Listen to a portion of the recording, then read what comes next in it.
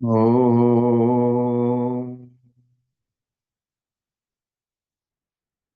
विश्वानि देव सवितर्दुरितानि परासुव यद्भद्रं तन्नासुव। ॐ शान्ति शान्ति शान्ति। वसुदेवसुतं देवं कंसचाणूर्यमर्दनं देवकी परमानन्दं कृष्णं वन्दे जगद्गुरुं। श्री सद्गुरुदेव भगवान की जय। प्रस्तुत श्रीमद् भगवद गीता का 11वां अध्याय और श्लोक क्रमांक 27 पर चल रहा है। अर्जुन विश्व रूप देखते ही चकित रह गए। भगवान ने अनेक अनेक रूपों को दर्शाया और अर्जुन भ्रमित हो गए कि एक कैसा रूप है। भगवान तो परम शांत है, शांताकारं भुजगशयनं पद्मनाभं सुरेशम, है ना। परम शांत है भगवान। इतने शांत है कि उनके छाती पे लात मारी गई, फिर भी उन्होंने कभी क्रोध नहीं किया। और यहाँ देखिए कि ऐसे मुख फाड़ कर बैठे हुए हैं कि उनके मुख में ऐसे वेग से लोग दौड़ रहे हैं, जा रहे हैं कि समझो कि इनकी आयु अभी खत्म ही हो गई है ना। संसार में यही भ्रम है कि हम जी रहे हैं। हम जी नहीं रहे हैं, हम जीवन समाप्त कर रहे हैं, क्योंकि ये संसार इतना वेग से चल रहा है ना।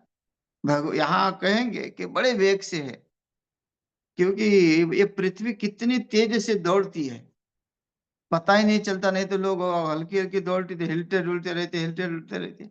लेकिन इतने वेग से दौड़ रही है, इतने वेग से चक्कर काट रहे हैं कि हमको पता ही नहीं। वैसे ही हमारा जीवन भी इतने वेग से चल रहा है। कब बचपना खत्म हो गया, कब जवानी आ गई और कब बुढ़ापा आ गया, ये देखते देखते पता ही नहीं चलता। लास्ट में जब 2-4 साल बच जाते हैं, अगर जिए तो उसको तब पता चलता है कि अरे मैंने तो जिया कुछ भी नहीं है, फालतू वस्तु के पीछे दौड़ता रहा। जो सुख भोगना था वो सुख भोगा नहीं, और अलग सुख के ही भोग के पीछे पड़ गया, है ना। अलग सुख के ही पीछे पड़ गया वो। जितना जीवन में अपने पास दिया है, शरीर हष्ट पुष्ट है, जीवन जो है बहुत अच्छा है, फिर भी उसको वो टेंशन में लेके आगे के बारे में सोच रहा है, क्योंकि परमात्मा के ऊपर विश्वास नहीं है। परमात्मा ने कहा है योगक्षेम वहाम्यम सर्वधर्मान परित्यज्य मामेकम शरण जाओ, शरण हो जाओ। और तो वो भगवान योगक्षेम वाहन करते ही है। अगर ऐसा निश्चय होता है तब तो समझ में आएगा। लेकिन अगर ऐसा निश्चय नहीं है और लालच है, अंदर लोभ है, तो दुर्योधन जैसे जो मूर्ख लोग हैं वो भगवान के मुख में जितने वेग से प्रवेश करते हैं कि उसका पता ही नहीं चलता। तो यहाँ अर्जुन ऐसे चकित है कि भ्रमित हो गए हैं कि कहाँ भगवान कैसे, और मैं ये रूप कहाँ देख रहा हूँ। तो भ्रमित होके भगवान को विनती करेंगे कि क्या क्या आप दिखा रहे हैं।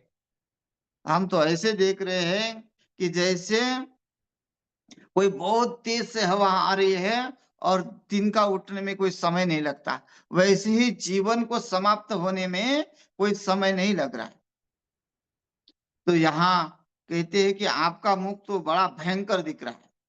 वक्त्राणि ते त्वरमाना विशन्ति दृष्टा करालानि भयानकानि केचिद्विलग्ना दशान्तरेषु सदृश्यन्ते चूर्णिते ऋतुमांगैः।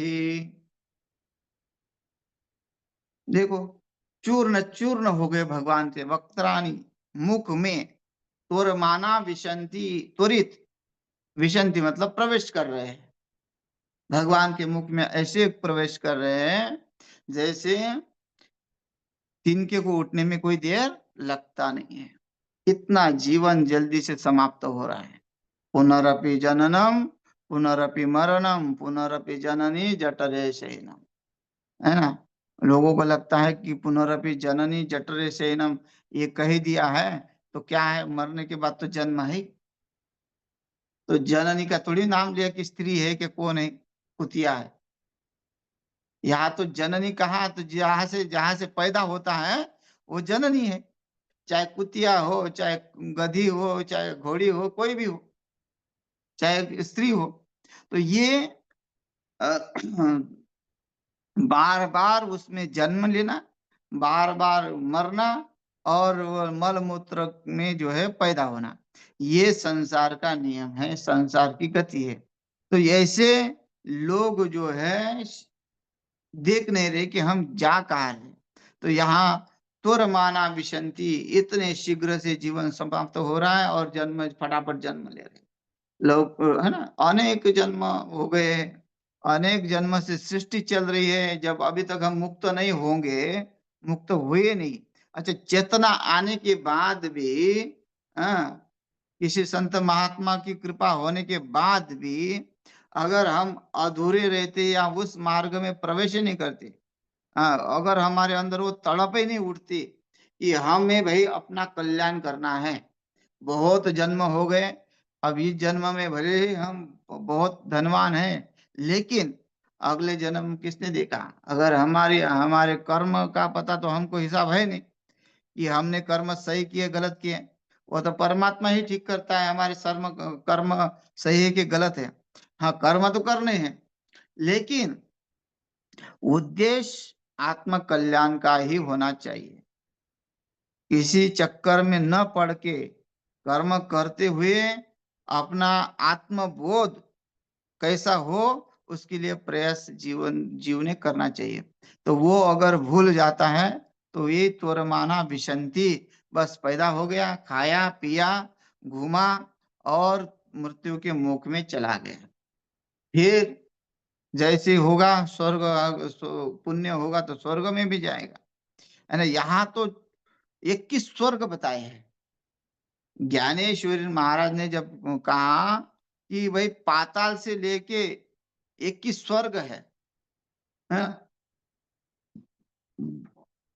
उस 21 स्वर्ग से वो लेके भगवान के मुख में प्रवेश कर रहे हैं, पाताल से लेके। तो बताओ, हमने तो 14 भुवन सुने थे, लेकिन इन्होंने 21 पाताल से लेके स्वर्ग तक बता बता दिया।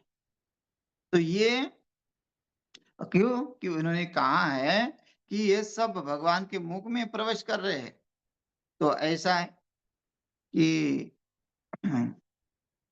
भगवान के मुख में तो प्रवेश करना ही है, लेकिन किस तरह करना है ये अ, समझना है।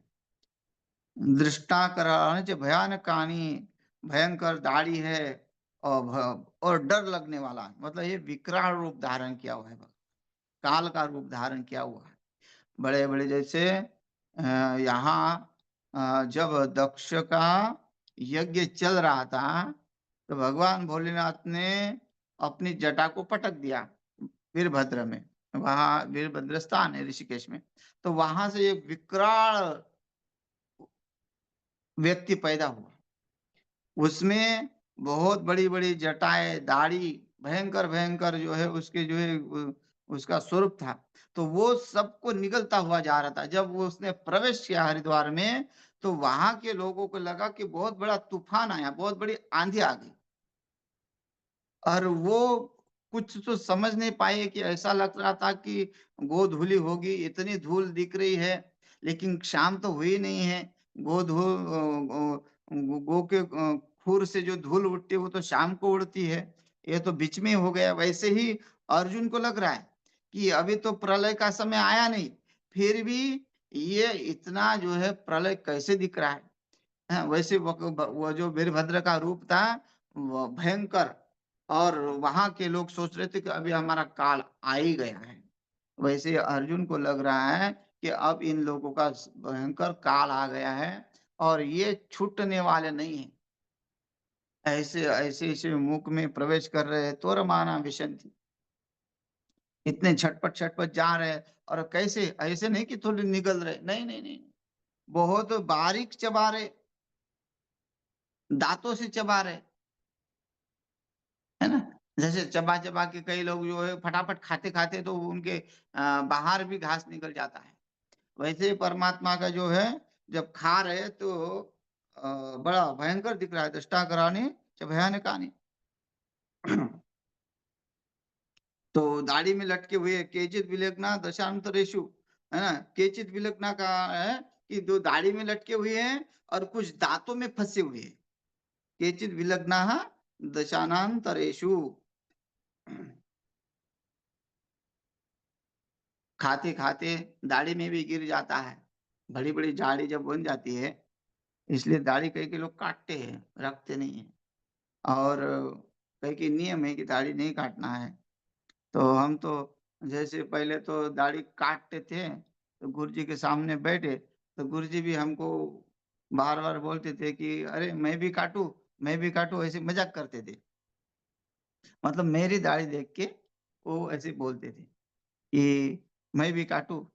तो हँसी आती थी कि मज़ाक करते थे बड़े अच्छे। तो ऐसी गुरुजी तो काटते नहीं थे दाढ़ी। तो तो ये है कि साधु महात्माओं में तो दाढ़ी होती है। तो ऐसी परमात्मा की बहुत बड़ी भयंकर-भयंकर दाढ़ी है। तो यहाँ केचित् विलग्ना दशांतरेषु, दाँतों में फँसे हुए हैं और सदृशन्ते चूर्णिते रुतमांगहि। वो ऐसे कहीं चूर्ण होते हुए, पीसे हुए, जैसे चक्की में आटा पीसा जाता है, वह जैसे गेहूँ डालते ही चक्की से आटा निकल जाता है, वैसे ही भगवान के मुख में पीसे जा रहे हैं। ऐसे पता नहीं चल रहा है कि ये व्यक्ति थे कि कौन थे। अभी इसका कैसे मानेंगे कि ये ऐसे कैसे होता है? तो होता क्यों नहीं है? व्यक्ति को जलाया जाता है तो चूर्ण तो होता है उसका। जब उसकी आग भड़क जाती है तो क्या बचता है? कुछ हड्डियाँ दिखती है, लोगों के क टुकड़े-टुकड़े दिखते होंगे, कई-कई लोगों के अगर ढंग से अगर जलाते नहीं इसलिए वो हड्डियाँ बच जाती है, मटके में भरने के लिए। लेकिन अगर ढंग से जलाया जाए, हैं? तो वो चूर्ण हो जाता है। फिर वो गंगा जी में डाल दो चूर्ण, पता नहीं चलेगा कि कहाँ गई, ये लकड़ी की राख है कि हड्डियों की राख है। तो ऐसा सदृशन्ते चूर्णतिर् सबके शरीर के चूर्ण-चूर्ण हो गए हैं, भस्म हो गए हैं। इसलिए भगवान तो भस्म लगाते क्यों? तो भस्म क्या होता है? कितना पतला होता है भस्म, आटे से भी पतला हो जाता है भस्म। राख अगर देखेंगे तो आटा तो कम से कम मोटा होता है और राख तो देखो अगर पूर्ण जल जाए तो उसकी राख बिल्कुल मुलायम होती है, ऐसी बिल्कुल पतली। तो ऐसे एकदम देखो कितना भयंकर चबाया होगा, कितना भयंकर जो है वो उसकी गति हुई होगी। तो ऐसी ऐसी दशा को अर्जुन अपने आँखों से देख रहे हैं और भयभीत हो रहे हैं परमात्मा से। होंगे नहीं क्योंकि ऐसा रूप कभी देखा ही नहीं। ऐसा रूप देखा जैसे नरसिंह भगवान का रूप देखा देवता भी घबरा गए कि कम से कम गुस्से-गुस्से में हमारे ऊपर भी एक आधा हाथ ना उठ जाए। इसलिए कोई बीच में पड़ा ही नहीं है।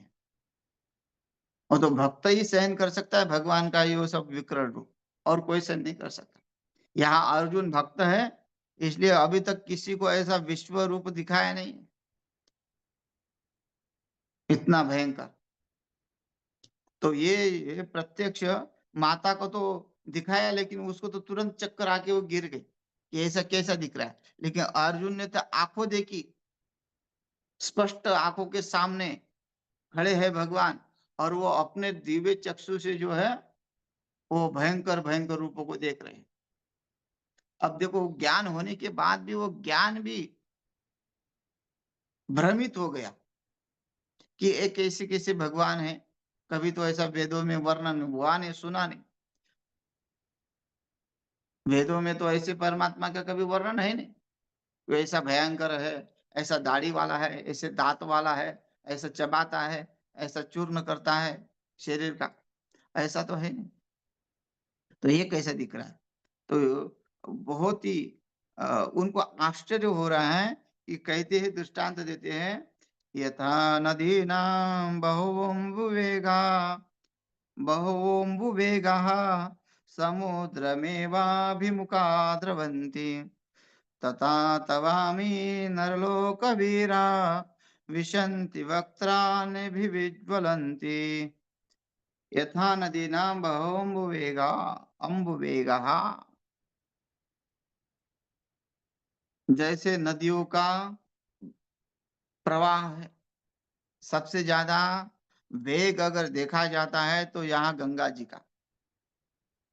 गंगा जी अगर आप उत्तरकाशी से लेकर यहाँ गरुड़ चट्टी तक देखेंगे, तो आप उस गंगा जी में प्रवेश नहीं कर पाएँगे। इतना भयंकर वेग है, अगर थोड़ा भी आगे गया तो तुरंत बहाव के ले जाती है।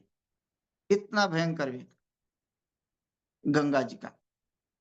तो ऐसे गंगा जी का जो वेग है, उतने वेग से जो हो जैसे समुद्र में फट दिशा मिल जाती है, इस वेग से, यथा नदीना बहुवेगा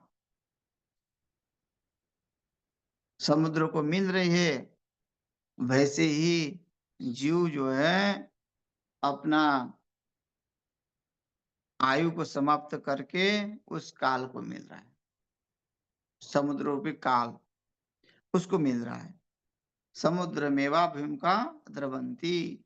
समुद्र में जाके फिर क्या होता है? एक हो जाता है। वैसे यहाँ ऐसा क्यों कहा? पहले तो कहा तुरमाना विशन्ति तुरंत, है ना? फिर नदी नाम बहुवेगः समुद्रमेवाभिमुखा द्रवन्ति, क्योंकि वहाँ केवल दुष्ट लोग थोड़ी थे। दुष्टा का तो चूर्ण-चूर्ण हो रहा है और कई लोग जो है नदी की तरह है, गंगा जी की तरह पवित्र है। नदियाँ पवित्र होती है। कोई भी नदी पवित्र होती है। कोई भी नदी का नाम देखो, किसी का नाम चंद्रभागा, किसी का नाम गंगा जी, किसी का नाम यमुना जी, सरस्वती, है ना? कावेरी, जो भी नदियाँ हैं वो सब पवित्र है। तो वो पवित्र जीव भी नहीं तो सोचते ना, अरे पुण्यवान लोगों की भी वही गति होती है। तुरमाना विशन्ति, नहीं, पुण्यवान लोग जो है अपनी इच्छा के अनुसार जीते हैं। भीष्म पितामह अपनी इच्छा के अनुसार जिए। उनकी जब इच्छा हुई मृत्यु में जाना है, तब वह नदियाँ भी क्या कहती है, अपनी इच्छा से जो है भले ही है, लेकिन वो अपनी इच्छा से वहाँ समुद्र को प्राप्त होती है। नहीं तो कहीं-कहीं मुड़ के इधर से उधर हर जीव को जो है हर खेतियों को जो है हरा-भरा करते-करते वो अपने गंतव्य को प्राप्त होती है। और प्राप्त होके क्या करती होती है? नदी, नदी थोड़ी रहती है फिर।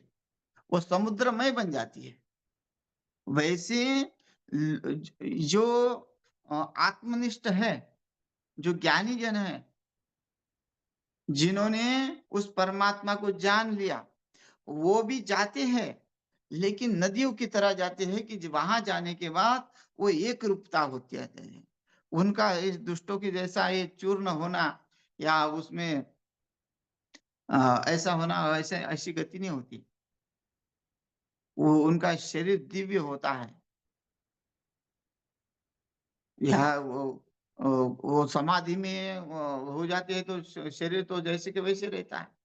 समाधि में ज्ञानेश्वर महाराज 22 साल में समाधि ले लिए। उस परमात्मा में अभी भी समाहित है, क्योंकि उन्होंने संजीवन समाधि ली है, मरने के बाद नहीं। ऐसे बैठ के 22 साल में अपने समाधि में ध्यान लगाते परमात्मा के अंतर्धान उसमें हो गए। हाँ, भगवान श्री राम ने जल समाधि लिया। वहां भी एकनाथ महाराज ने भी जल समाधि लिया। तो ऐसे जो उस परमात्मा में हो जाते हैं, तो उसको कहते हैं यथा नदीनां बहुवेगः, क्योंकि समुद्र को मिलना ही उनका लक्ष्य होता है, इसलिए परमात्मा को मिलना ही उनका लक्ष्य होता है, लेकिन उनकी भी गति वैसी होती है। वेग तो होता है, संसार में आने के बाद कोई भी किसी भी आयु रुकती नहीं है। हाँ, लंबी ज़रूर होती है, लेकिन आयु रुकती नहीं है।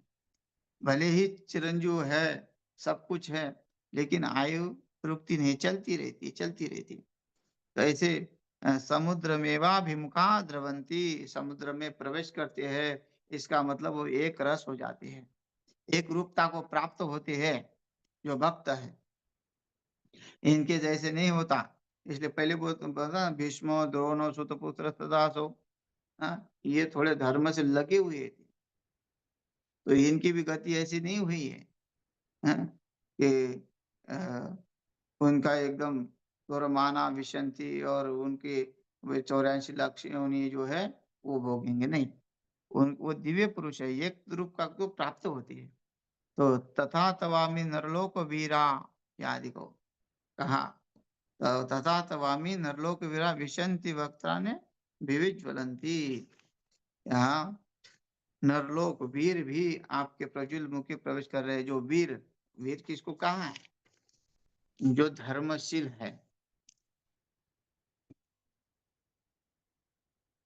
जो किसी दुर्बल के ऊपर अत्याचार नहीं करता है, उसको कहते वीर। नहीं तो जो ताकतवान है, भयंकर, और किसी को भी मार पीट रहा है, स्त्री को भी मार रहा है, बूढ़ों को भी मार रहा है, बच्चों को भी मार रहा है, उसको वीर नहीं कहते। जिसके अंदर ताकत है और ताकत होने के बाद भी जिसके अंदर क्षमाशीलता है, जो क्षमा करना जानता है, उसी को वीर कहते हैं, वीर पुरुष कहते हैं। इसलिए यहाँ कहते हैं ना कि समुद्र में प्रवेश तो कर रहे हैं, लेकिन कौन से अमी, वे लोग नरलोक वीरा। यहाँ विशेषण दिया है बढ़िया, नर, है ना, अर्जुन भी नर है, जिसके अंदर पुरुषार्थ है पूर्ण रूप से, हाँ, जो पुरुष है उसको नर कहते हैं। और लोकों में जिसकी ख्याति है, नरलोक वीरा, है ना, जो ख्याति वाला कीर्तिमान है, और वो भी जो है भगवान के मुख में प्रवेश कर रहा है, लेकिन कैसे कर रहा है? वो प्रज्वलित होके कर रहा है, हाँ?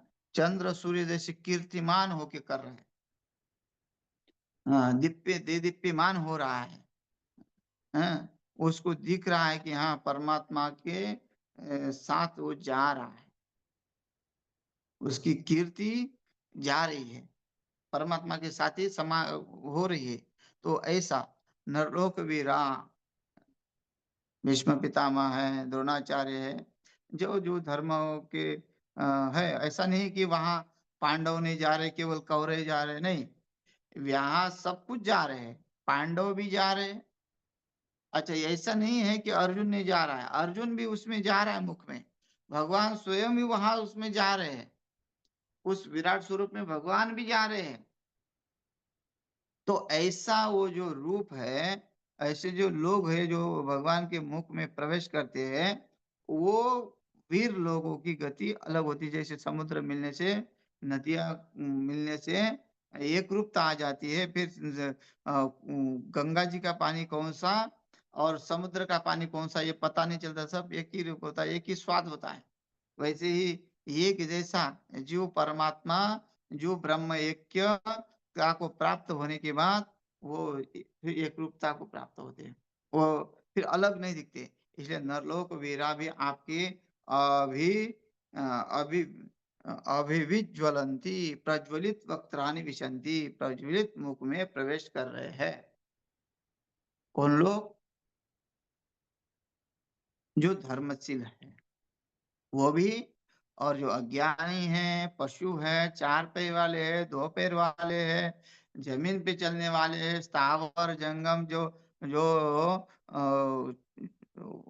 है ना, क्या कहा, चार प्रकार के जो प्राणी बताए, स्वदेज, अंडज, हाँ, जारज, ये जो बताए हैं, तो उसमें स्वदेज है, जारज है, अंडज है, और चौथा याद नहीं आ रहा है। तो ऐसे चार जो है उद्भिज, हाँ उद्भिज, जो जमीन से उगते हैं ऐसे। तो ये अ, चारों योनियां हैं, चार प्रकार की जो है वो योनियां पूर्ण रूप से भगवान के मुख में प्रवेश कर रहा है। ऐसे नहीं कि पेड़ पौधे बहुत अनादि से, तो अनादि से है नहीं, उनकी भी आयु है, अचानक उनको कटना पड़ता है। अच्छा, जहाँ बड़े बड़े जंगल थे वहां अब बड़े बड़े शहर बैठ गए। अच्छा, हजारों साल पुराना पेड़ था, वो भी कट गया। तो वहां ऐसी किसी की आयु ऐसी नहीं कि निश्चित है कि बहुत होंगी, नहीं, कब किसकी आयु होगी वो पता नहीं है। तो वो सब कुछ जाना है। वैसे यहाँ उद्भिज है ना, स्वदेज, जारज, उद्भिज, ये अंडज, ये सब जितने भी है यौनिया, वो सब के सब भगवान के मुख में प्रवेश करती है।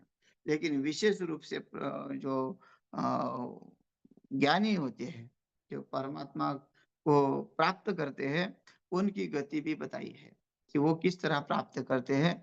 वो प्रज्वलित होके, देदीप्यमान होके, कीर्तिमान होके वीर कहलाते हैं, और वो भी मुझे प्राप्त होते हैं। तो समय हो गया है, शेष जो है इसके अगले श्लोक के ऊपर चर्चा कल करते हैं। हरिओम।